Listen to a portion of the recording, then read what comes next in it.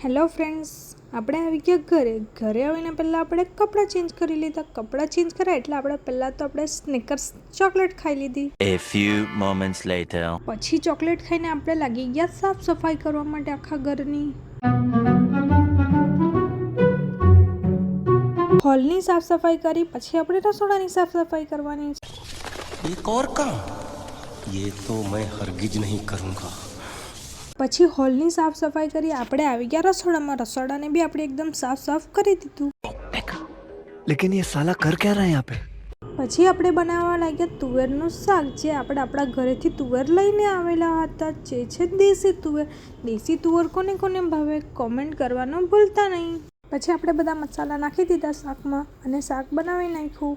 શાક બની ગયું પછી આપણે ફટાફટ રોટલી પણ બનાવી કાઢી. ચોખાની રોટલી કોણે ખાધી છે કોમેન્ટ કરજો. પછી આપણે બેસી ગયા જમવા માટે બેસું અને તારક મહેતા સિરિયલ નહીં ચાલતી હોય એવું તો બને જ નહીં. જમીને પછી હું કપડાં ફોલ્ડ કરવા બેસી ગઈ. આજના માટે આટલું જ. મળીએ નેક્સ્ટ વ્લોગમાં.